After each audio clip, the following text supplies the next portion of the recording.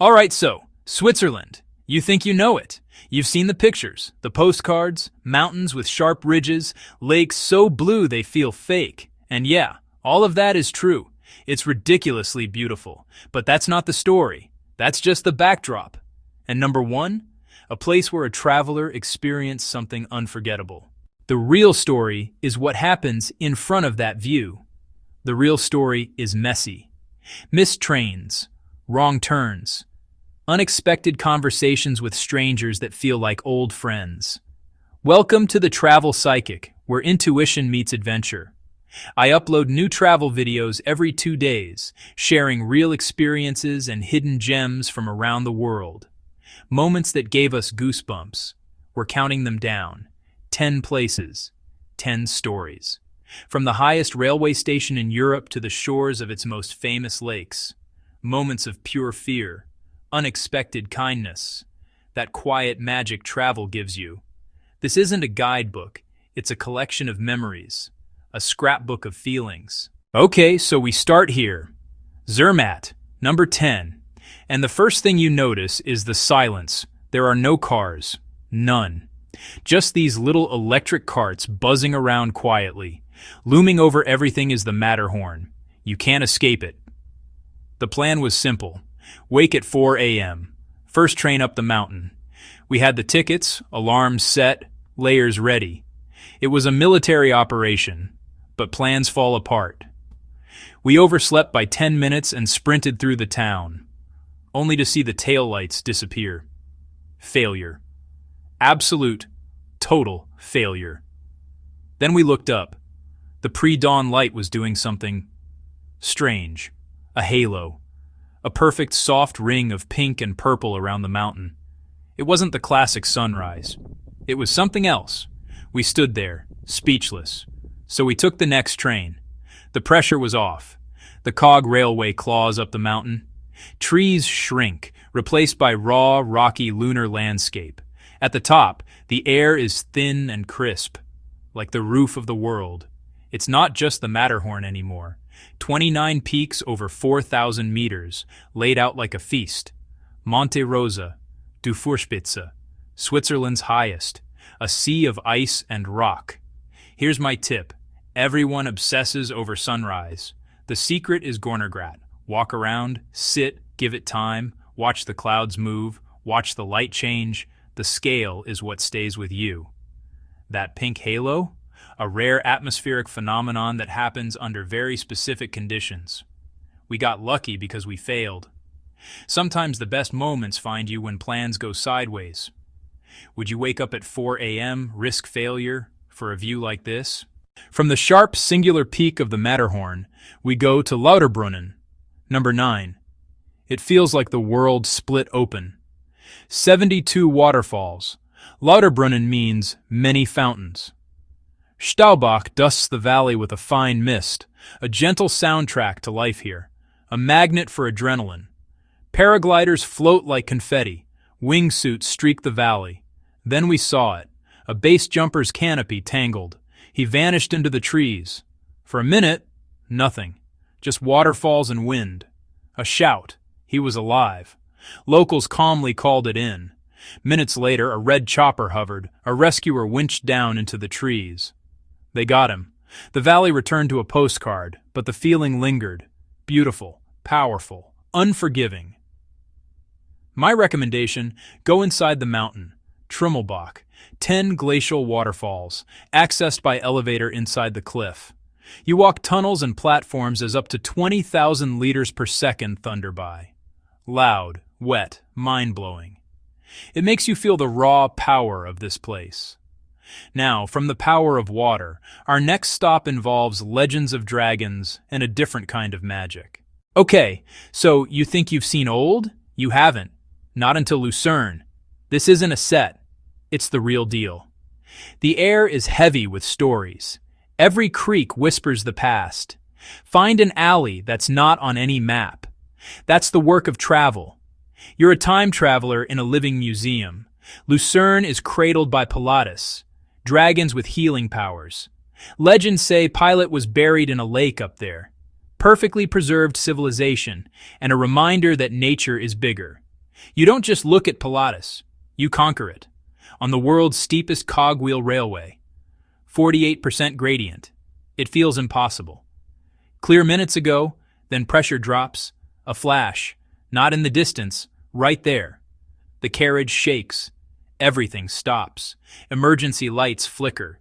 Fear turns into shared adrenaline. We're in it together. 10 minutes later, a calm voice. Then the clack-clack returns. We eased into the summit, relief, adrenaline, and the most insane, fiery sunset. Would you dare take that train?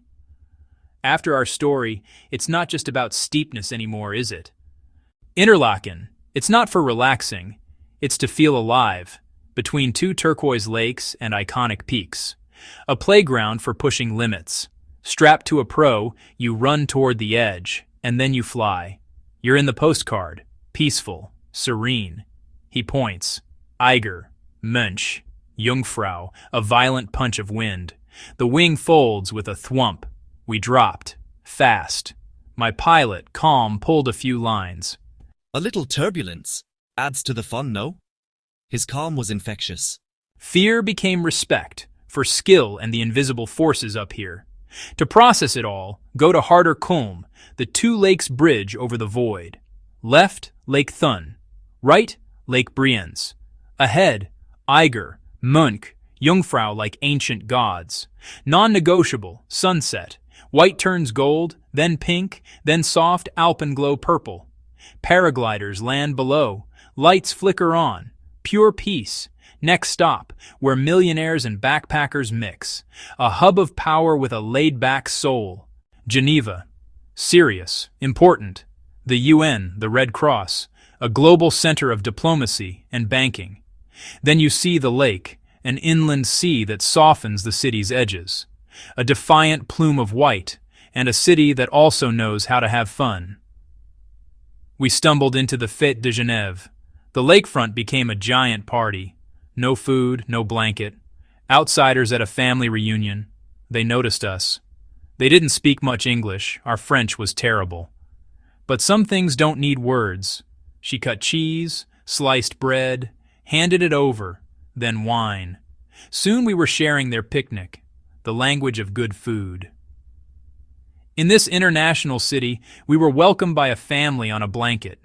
They sent us to Bain des Paquis for sunset, a beloved local institution. A couple francs, old men playing chess, students sunbathing, kids doing cannonballs, rent a towel, grab a simple meal, find a spot on the decking, floating as the sky explodes into color, jet d'eau, a silhouette against orange, pink, red. Everyone stops and turns west. A daily ritual, a collective pause. Have you ever been welcomed by strangers in a new country? Those moments stick long after the views fade. Number 6, Montreux. Calmer, elegant, almost musical, bronze Freddy, fist to the lake, a true tribute. The town feels like a stage. Queen-owned mountain studios here. They came for peace to create. Stillness of the lake, grandeur of the Alps, perfect canvas. Where do you find your inspiration? Then you see it. Château de Chillon, a medieval fortress on the lake. Cool, damp stone, grand halls, the pillar where Byron carved his name.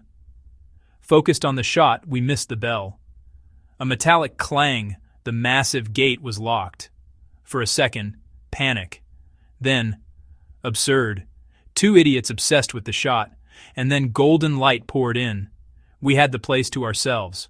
We shot empty, golden-lit rooms, proof that sometimes the best shots come when everything goes wrong. Number 7 is Grindelwald, the raw, untamed backstage of the Alps. You're small, surrounded by giants, Eiger, Mönch, Jungfrau. The north face of the Eiger is terrifying, a sheer wall of rock and ice. We went light and wandered. Footsteps on gravel, wind from glaciers, blue skies, then thick fog. No more than 10 feet ahead. Path gone, no signal. Compass useless without landmarks. Underprepared. Then cowbells. Faint. Then another. Our guide in the fog. We followed the sound to a barn. Saved by bells. Next day, up to first. Air so thin it feels electric. The first cliff walk, a grate suspended thousands of feet in the air. Your brain knows it's safe, instincts scream. Then a glass floor at the tip. Stepping onto glass is a leap of faith. You're standing on air. That walk changes you. Push past the comfortable, because that's where you find views nobody else gets to see. Zurich, efficient, polished, money, suits, silence. But then Old Town, narrow lanes and medieval facades, old and new collide. Get a little lost. That's where our story happened. Filming, juggling gear, buying snacks.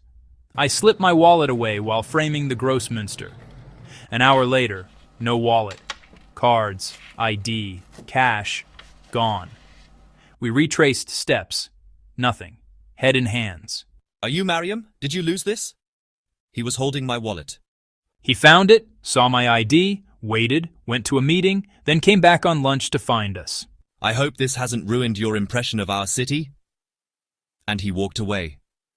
It changed my perspective. Not about the wallet, the gesture, proof of honesty and community in a big city. Would you do the same? St. Moritz, where even the air feels expensive. The original winter wonderland, the world's elite playing in snow for a century. Unapologetically glamorous, like an old Bond film. Underneath, raw, untamed energy. Jagged peaks, uncompromising mountains. The lake becomes a hub. Skaters, strolls, an entire city on ice. Then you hear it. White turf, horses racing across ice against the Alps. Surreal, dangerous, beautiful, insane. A tradition over 100 years old. Here's the secret. Come in shoulder seasons. The lake turns deep blue. The views stay. Billion-dollar views without the price tag.